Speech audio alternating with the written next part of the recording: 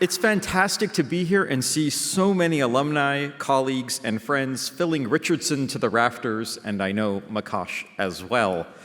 It's my distinct honor today and pleasure to introduce this year's recipient of the Woodrow Wilson Award, a prize that celebrates Princeton's service mission.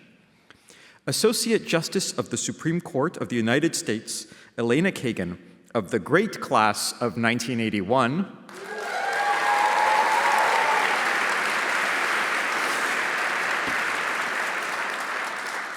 is widely admired by legal scholars for the clarity and accessibility of her opinions and for her ability to find common ground over her 14 years on the court. Our own resident constitutional scholar, President Eisgruber, describes Elena as, quote, a blazing intellect who has dedicated herself to the rule of law at every stage of her formidable career, end quote. Upholding the promise of equal justice under law for the American people, Elena is a true embodiment of Princeton's commitment to being in service to the nation. Elena was born and raised in Manhattan, the daughter of a lawyer and a school teacher, and the granddaughter of Russian Jewish immigrants. She arrived at Princeton in 1977, where she was a diligent student with a fondness for American history and loved to dig through the library archives. She was also a rising star at the Daily Princetonian, ultimately serving as editorial chair and writing daily columns for the student paper. While at Princeton, she has said, her professors were generous with their time, and she was compelled to think in new ways about how to address issues and solve problems. She also gained the writing chops that she says have served her well throughout her career. I hope this will not embarrass her, but I took the opportunity recently of reading her senior thesis. And I think that both she and my own Department of History can be justly proud. She graduated summa cum laude from Princeton and was awarded the prestigious Daniel M. Sachs Class of 1960 Scholarship to study at Oxford, where she earned her master's in philosophy. She then went on to earn her JD from Harvard Law School, where she was editor of the Harvard Law Review. After Harvard, Elena clerked for Judge Abner Mikva on the Washington, D.C. Circuit Court of Appeals, and then for Justice Thurgood Marshall on the U.S. Supreme Court. Elena continued her illustrious career to become a law professor, first at the University of Chicago and later at Harvard Law School.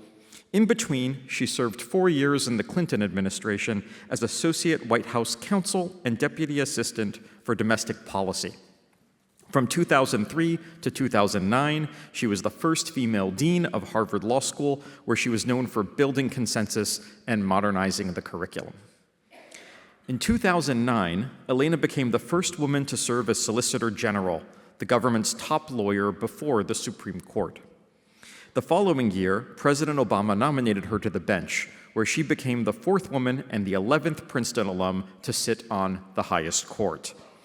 A champion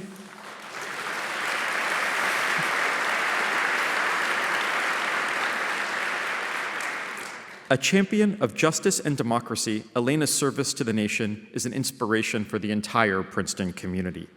Please join me in welcoming the 2025 recipient of the Woodrow Wilson Award, Elena Kagan, to the stage, who will be joined by President Eisgruber for what I know will be a thought-provoking conversation.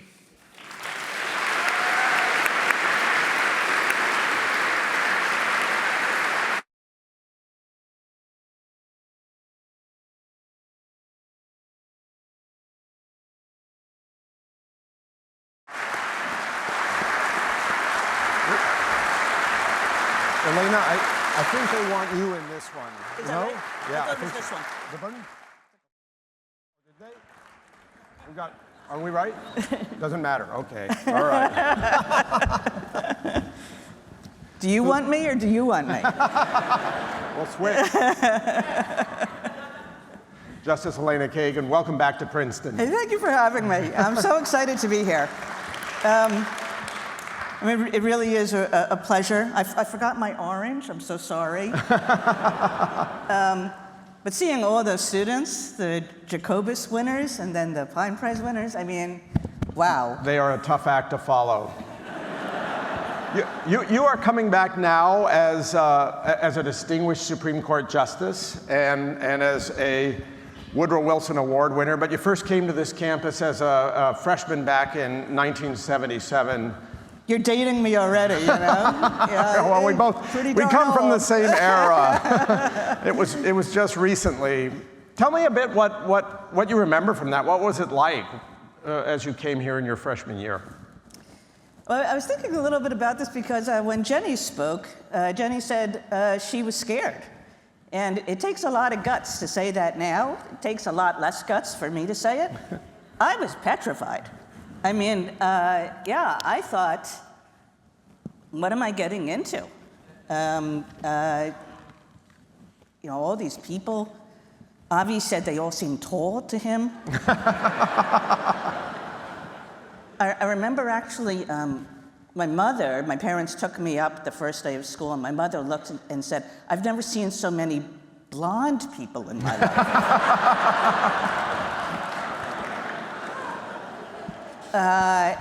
And you just think, like, okay, I've done pretty well so far, but everybody seems so smart and so ambitious and have so many interests and so many talents. And you are kind of, how am I going to fit? Am I going to do okay? You did okay. So tell me a bit about how you think your time now, as you look back on it, how your time at Princeton shaped your life. Well, the first thing is people. I mean, I remain good friends with lots of people I met here. And, we're coming up to 50 years, so that's a long time to be friends. And I think those friendships have stood the test of time, and I think Princeton is a great place for encouraging those kinds of human interactions. But the other thing I think the dean mentioned, I spend a lot of my time writing, and I learned to write here at Princeton. I mean, I think I'm sure that there were things that other people did for me along the way, but this was really the place. And it was two experiences. The first was being on the Daily Princetonian.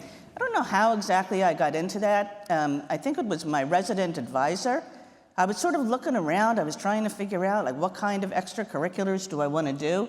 And he said, like, why don't you go write for the newspaper? And I thought, okay, why don't I try that? And I ended up spending an enormous amount of time on, is the Daily Princetonian still at 48 University Place? Yep. Is that where it is? I spent a lot of time in that building at all hours of the night, and but I learned to write fast, and I learned to write clearly, and so that was, it's an incredibly formative experience in terms of my friendships and just sort of my life on campus, but taking away those skills.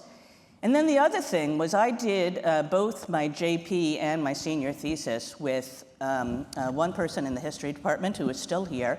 He was a very young professor then. He had really just started. He was a man named Sean Walentz.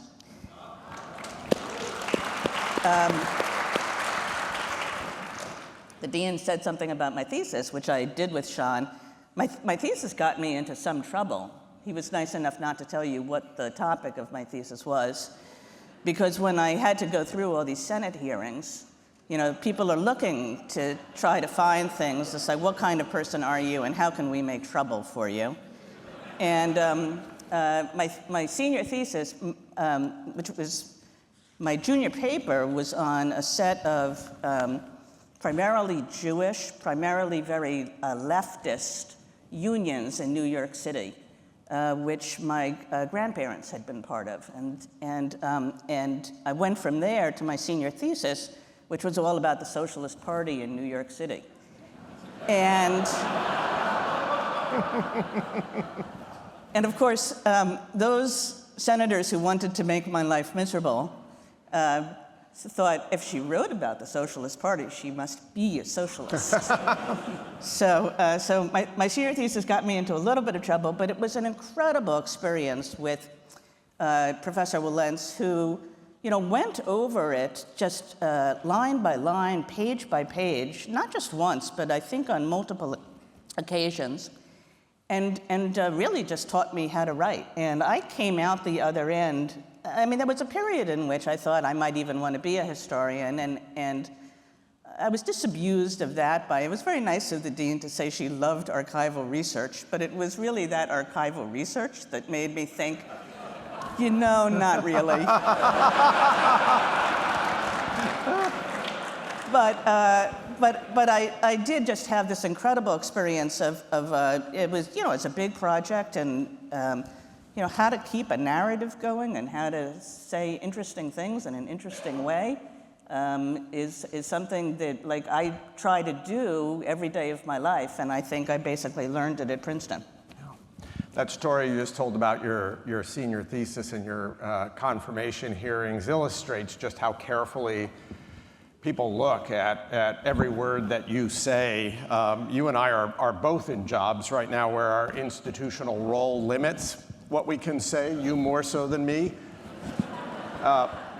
Can you say a bit about how you think about the guidelines and parameters for what you can say and for conversations like this one? Yeah, you want to know how boring I'm going to be today.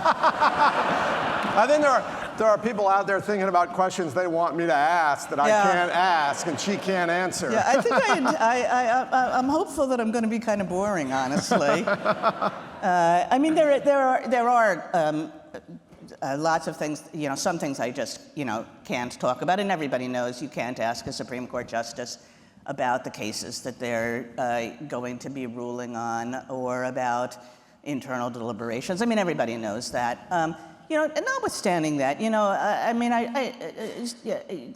sometimes do talk about the court and how it operates, and I hope we'll engage in some of that today.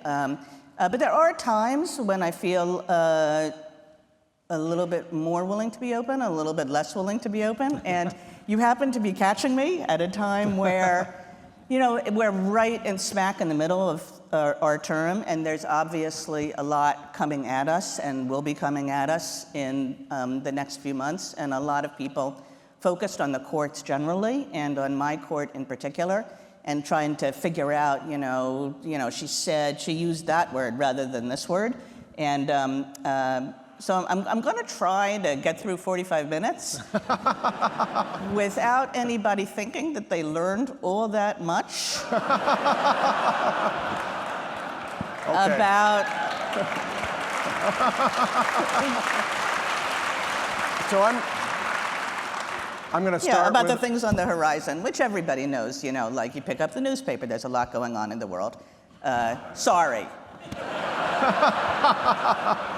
So I'm going to start. History's a theme here. I'll start with a more historical question that should make that assignment easier. One of the things, as Michael Gordin noted in his introduction, that you've done in your extraordinary career was to clerk for Justice Thurgood Marshall, and I know that he's important to you. Can you say a bit about your time with him and what he means to you? Yeah. Well, you know about this, Chris, because you too were a Supreme Court clerk, and to be a Supreme Court, it's a kind of heady experience generally for anybody, no matter who they clerk for. I mean, there you are, and you're in your late 20s or your early 30s or something, and there you're in this magnificent building, and all around are these leading lights of the law that you've been thinking about in law school, and you're doing all the very interesting questions come before the court. It's a very heady experience. But I have to say that in Justice Marshall's chambers, we thought that we kind of had everybody trumped. Because, beyond that, there was this feeling of,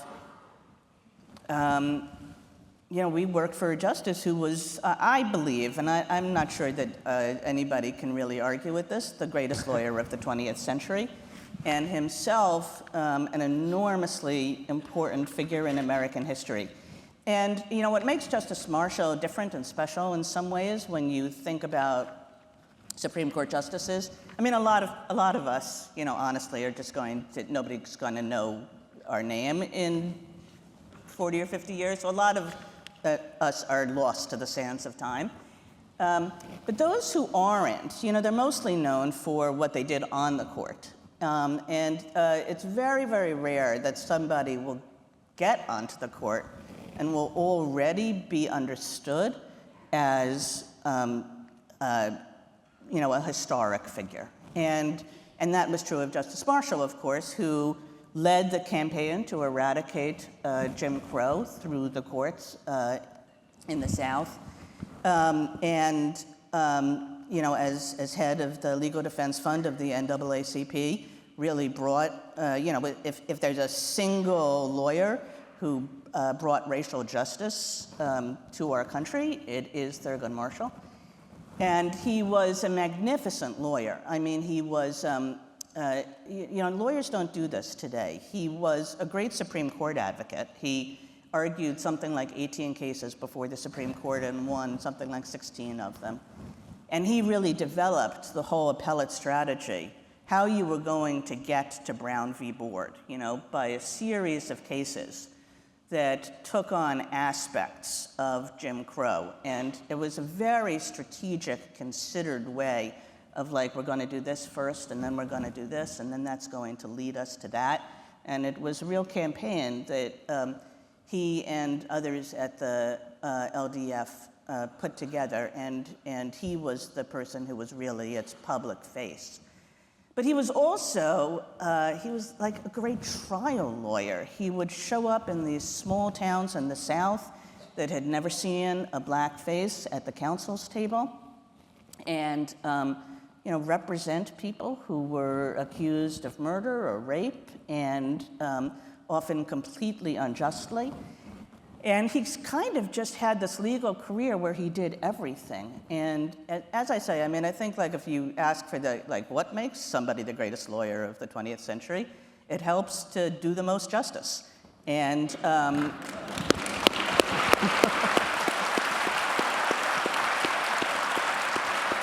I think we just felt so enormously privileged to be in that chambers and to interact with him every day and to learn from him. But I'll go to a more personal side of this, which is he was the world's best storyteller. Now, he had a lot of stories to tell, so that's, if you're a storyteller, it helps to have good material. But he was an unbelievable storyteller. He did voices. He had this whole set of voices. He did faces. Everybody had a different kind of facial expression. He mimicked people, he made fun of people, but all in this kind of great, good-humored way. And we would go into his chambers every day, and we would do this normal stuff that gets done in a Supreme Court office. So you would talk about the cases that you were going to hear, or the cases that you had just heard, or you talked about an opinion draft. But then, at a certain point, he would kind of segue and tell stories. And I think that the greatest mistake that I made that year, or maybe in any other year, was neither I nor any of my co-clerks had the sense to think, okay, the thing to do is that immediately after you leave his office, you have to write everything down. Because it's hard to convey what it was like, but it was really quite an extraordinary experience for these, 4 youngish, pretty, to hear about a different life and a different world and the way one person could change it. You said he would make fun of people. One of his, at least occasional habits, a term of endearment, he would refer to clerks as knuckleheads. Did he ever use that title with you? Yeah, I'm not so sure it was about endearment. I remember getting the knucklehead treatment. I remember I was drafting a dissent. He really cared about this, and I clearly was not getting it right. And and he would look at a draft, and I remember that's when he used the knucklehead appellation. The term of endearment. I was shorty. And I had a co-clerk who was Blondie. And It takes a special kind of clerk to work for a special kind of justice. I have to ask a quick question. Did you always want to be a judge? Wikipedia, for what it's worth, claims that there's... That's where you do your research. That's where I do my research. But I acknowledge my sources. Wikipedia claims that there's a picture of you in your high school yearbook wearing a robe and holding a gavel. True or false? It is true. I didn't always want to be a judge. I don't know. Yeah, if I could remove one picture from the archives, that would be it. We'll see what we can do. Yeah, we had just, as I remember it, a bunch of us had just gone and raided the costume department, the costume closet of the drama department in my high school, and we were all wearing funny stuff, and I happened to get the judge robe. So, okay, so we know the true story there now, but it led on to this extraordinary career, and over the arc of that career, again, as Dean Gordon had said, lawyer, White House staffer, professor, dean, solicitor general, and justice of the United States Supreme Court. What are the values that have guided you? Well, I mean, one thing, and I sort of do locate this in part from Princeton. I take it, Princeton in the nation's service is what we always used to say. Has that been broadened out? Is that right? Princeton in the nation's service and the service of humanity, taking the last phrase from your fellow Justice Sonia Sotomayor when she received this award. Okay. I mean, I took that seriously, and I hope I've taken it seriously in my career. Both. I mean, the reason why we're so inspired by those 2 Pine Prize winners that we saw is because they take it seriously, right? Is that you have been given certain privileges and gifts, including coming to a university like this one, and to take that and to do something with it that will serve something greater than yourself, that will serve some bigger community, is, I think, a really important thing that we should aspire to. And then, it's kind of lucky, because it turns out that doing that, it ends up not being really a sacrifice, because it turns out it's been the most meaningful part of my life. And that when I sort of think about the parts of my career that are most public service-y versus the parts of my career that are less so, I mean, honestly, I've had more fun in the public service-y parts of my career. So that even so more it was fun easy. Than being dean, or do you consider that part of the public service? I won't say which one. But I'm sorry. Do you want to go on, or not about being dean? Okay. But let's talk a bit about the Supreme Court, subject to the qualifications that you gave earlier. And maybe you can talk a bit about how the Supreme Court does its business. Most people never have a chance to see behind literally the curtain, behind the scenes, and what goes on. So there's an oral argument, and then what happens? So there's an oral argument, and then we take a couple of days. It's actually pretty rare. Most appellate courts, they'll just go right into conference, and they'll start talking about the case and deciding the case. We take a couple of days to think. I think that that's a really good thing. It allows us to go back. There are questions that have come up in the oral argument. There's more research to be done. There's more talking to be done, maybe with your clerks, maybe with other justices. You get to think a little bit. And then we go into conference, and we sit around a big table in the conference room, and we go by seniority. A lot of the Supreme Court practices, rituals, whatever, are by seniority. It always starts with the Chief Justice. And the Chief Justice will kind of introduce the case, remind us of, here's what it was about and the issues, and say what he thinks of it, and cast a tentative vote. And then it will just go around the table by order of seniority. So if you're the junior justice, I was the junior justice for 7 years, which is a long time of court continuity. Like, none of the other justices on the court now were anywhere near that. Justice Breyer, I think, held the record. He was the junior justice for 12 or 13 years. But if you're the junior justice, by the time it gets to you, a lot of stuff will have been done already. It's like nobody's hanging on your every word. But as you get older, you sort of move your way up around the table. I'm smack in the middle right now. So we do that, and sometimes it will be just completely clear what we're doing. We go around the table once. There's a rule that says nobody can talk twice before everybody talks once, which is a very good rule. And sometimes it will be, we go around the table, that's the end of it, we know what we're doing. But other times, the issues are more complicated, people are fractured, people are sort of thinking about the case in different ways.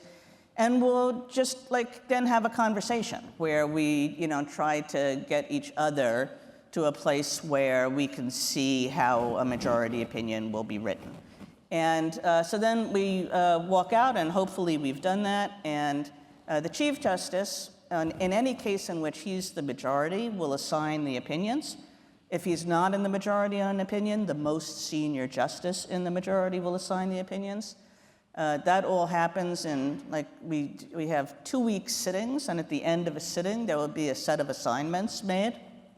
Similarly, the senior justice in a dissenting block, if there is one, will usually assign a dissent. So that's the way assignment gets made. And then, you take your assignment, you go do your work, you circulate it around. People get to comment on it, carp about it, join it, not join it as they want. And if there's a dissent, there'll be a dissent. You'll go back and forth and yell at each other some on paper. And that's the way it works. So let's talk a little more about that process at the end where people are joining, not joining, yelling at each other on paper. Professor Walter Murphy, who taught at Princeton, I'll join that applause. Did you take his course? I took his course, and it changed my life. I mean, I'm doing what I'm doing now because I took Walter Murphy's course. He taught about constitutional interpretation, and he wrote a book called The Elements of Judicial Strategy, which was in essence about what justices do, how they interact in order to produce majorities, that is, to get 5 votes for their opinion. So maybe you could talk a bit about that aspect of the job. What kinds of compromises between justices are okay, what are not? And will you ever walk down the hallway and, for example, go to Justice Gorsuch and say, could we talk about this? I just can't figure out what you're doing in this opinion. Did you just pick that name out of a hat or something? I sort of did, but run with it. But let's go back to what you started by saying, like, 5. It's all about 5. You gotta get 5. Yeah. So this is what Justice Brennan used to have this thing, the rule of 5. It was like a big deal. The rule of 5. It was like so. Justice Breyer had this saying. He said, well, it's easy to get 5 when you started with 7. Which was true for Justice Brennan for a large part of his career, not all of it. But when Justice Breyer said this, it was like it's harder to do this rule of 5 thing when you're starting with 4, or 3 or something like that. But of course, everybody wants. We all want to have majorities for our opinions, even better than 5 is 6, 7, 8. But 5 is definitely good. So what do we do to get that is, I guess, the question that you asked me. And do we bargain? Do we compromise? No and yes. So here's one thing I've never seen on the court. I've never seen horse trading of the kind that might go on in Congress and might appropriately go on in Congress, right? I've never seen a kind of, you take this, I'll take that. So and across cases, it never happens. Like if I say, I'll vote with you on case X, if you vote with me on case Y, never seen that. I think that is so important about our judicial system and its integrity. Yeah.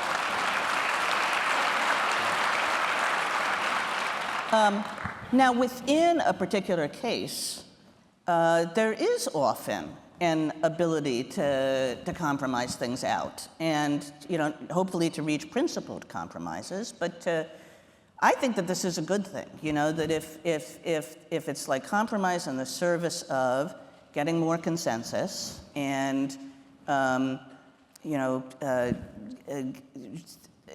reaching common ground, which the way that often happens in the court's business is by sort of redefining issues a little bit. Like if you narrow the issues, it tends to be that you'll have greater consensus. Whereas if you want to decide every issue, maybe you're going to see all the disagreements emerge. And maybe if you make the issues smaller rather than bigger, you're going to have the chance for greater consensus and agreement.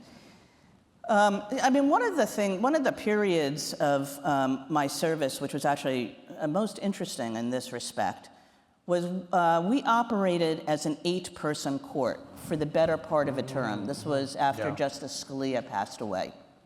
And that the composition of the 8 people, it was sort of naturally the case often that like our first inclination is not always, not usually, but sometimes, that our first inclination would be to kind of split 4-4. But we didn't want to do that because that means that we're doing nothing. All we're doing is like affirming by an equally divided vote whatever has happened in the lower court. And we thought that it was important to convey to the world that we were actually capable of operating as an institution. And so it forced us, if you get to the end of the conference table and you're 4-4, it's like, well, what are you going to do? You have to keep talking. And you have to find ways of like readjusting the issue or of convincing each other.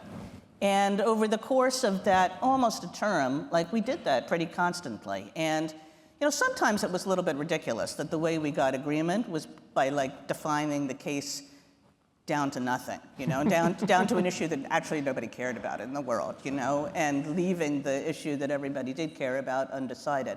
But sometimes it really worked out quite well. And so,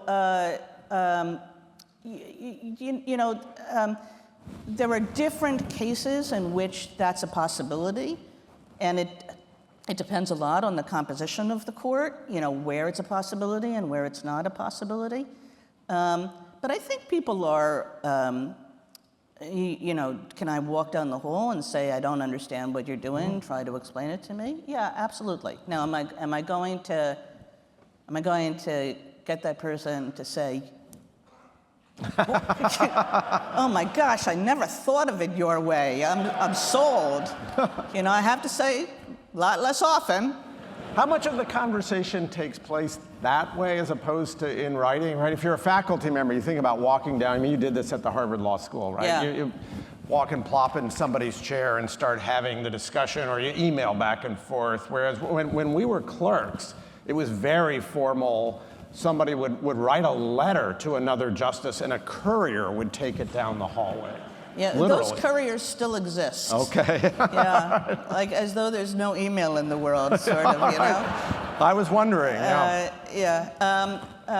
They were called messengers in those days. Yes, that's right. Yeah, I think they're called chambers aides now. But it depends. A lot of it is done in writing, in part because what we're trying to persuade each other of is really sometimes very complicated. It's not easily reducible to like a quick conversation in the hall. It's actually pretty darn complicated, and to give it its due, a page or a page and a half long memo is probably the way to communicate what you want to communicate. But other times it's done like by way of conversation, and there it's in part it's personality. Yeah. Some people are hall walkers, and some people are not hall walkers. Yeah. Some people are sort of schmoozers. Some people are not so much. So I fall on the talky side, and some of my other colleagues do too. But some of them would rather do it in writing. So it's sort of a mix. Yeah, I think the court's way of doing business in these difficult cases is something that actually should give people tremendous confidence in the institution. You may disagree with what various justices are doing, but this is a set of people voting their conscience rather than horse trading over issues, and that's a distinctive feature of the judiciary. Yeah, one of the things, when I was Solicitor General, which is what the dean said, it's like the person who heads up the office in the Department of Justice, which does all the U.S. government's appellate work, including to the Supreme Court. And the U.S. government ends up participating in about 70% of the cases that the court takes, either as a party or as amicus curiae, a friend of the court. And I would try to go to any argument that any member of my team was doing. So I ended up basically just watching the court do its business for a year. And when you're sort of an outsider and you're looking in, I mean, one of the things I often thought was, It's actually an incredibly impressive if people haven't gone to arguments, they should try to, because it is really impressive that people are extremely well prepared. The lawyers we have are extremely good, but the justices also are extremely well prepared and think a lot about the questions that they want to ask and why they want to ask it. And I don't think anybody can say that this is, not a court that is, as you say, working hard and, trying as best they can to take their vision of the law and, put it into play. Now, that doesn't mean that everybody's supposed to be like, hey, hunky-dory, I mean, because, in the end, like, the results matter, and people are absolutely entitled to make judgments about the court based on the results that the court is reaching and the reasons that the court is giving for those results. And people are absolutely entitled to have opinions and to make judgments about whether the court is doing its job properly, no matter how sort of hard we're working and seriously we're taking things. And but you're right. It's a very serious institution internally. Yeah. So you mentioned that the court is giving reasons for what it does. Maybe we can spend a little bit of time on opinion writing, and let me invite you to share your kind of views about the art of crafting judicial opinions and how you approach that when you're writing a majority and when you're writing a dissent. Okay, well, it's really different. The majorities, I definitely have a feeling that I am writing for an institution, not just for me. And there's a practical side of that. I obviously have to be writing so that people are going to join me. So I have to, I take whatever I think my majority is. I have to be sort of reflecting the majority opinion, and I can't do anything that is going to put that in jeopardy or is going to make them feel like we assigned this case to the wrong person. Sometimes as you write, you realize that there are issues that the conference hasn't addressed or hasn't thought about. But the idea of writing a majority is, at least for me, I'm very conscious of I'm writing from. It's not just all about me. I'm writing for the court. And you're also very aware that what you're writing is going to be the law, and it's going to have to be used by lots of people in lots of situations. Lawyers are going to read it. They're going to have to figure out what the law is based on it. Lower court judges are going to have to apply it, are going to have to, say, what does this mean, and how does it operate in the next case, and the next case, and the next case, so that there has to be a kind of clarity for them. And it's very, when I'm writing a majority, I am really focused on not making any mistakes and on doing things that I think will work well when other people have to apply it, because it is now the law. So dissents, really, you don't have that. It's not going to be the law. Not immediately. Okay, good one. I like that confidence. And you're sort of more writing for yourself, even though there may be people who will join your dissent. You just sort of feel it's a more personal endeavor. And sometimes it can be, you can feel incredibly sad about it. I mean, there are dissents and there are dissents, of course, but the big dissents, the ones you really care about, you can think this is a, pretty sad, tragic, outcome. It's a real mistake. But on the other hand, there's something sort of liberating and fun about writing dissents. I would never, when I'm writing, I don't think about great moments of eloquence when I'm writing majority opinions. I just don't, it's the eloquence probably does not translate all that well in a majority opinion. And similarly, I don't think about okay, this is a time for some snark. But when you're writing dissents, Yeah. they can be pretty personal, and they can. If you read my majorities and you read my dissents, there's a lot more style, I have to say. Like, I ratchet the style down when I write majorities because I feel as though I really have to think about that as writing for an institution. And I ratchet my style up when I'm writing dissents because I feel sometimes it's the style that really gets people to pay attention and to think about things in the kind of way you want them to think about them. And you just have to, the only person you have to worry about is yourself. Yeah. So do you have a favorite opinion of your own, and is it a majority or a dissent? I think my favorite opinions are my dissents. Yeah. I mean, Willing to and in pick some one? ways it's so awful. I mean, Yeah. because you don't like writing dissents. I'd really rather write majorities than write Yeah. dissents. But I'll bet a lot of justices think their favorite opinions are dissents, and you can probably Yeah. name the justices who would, right? Like. Yes. Justice Scalia was a person, like, he wrote good majority opinions, he wrote amazing dissents, that sort of thing. So I think my favorite, like the opinions that I just, I don't know, I'm really proud of or something, or dissents. You want an example? I'd love an example.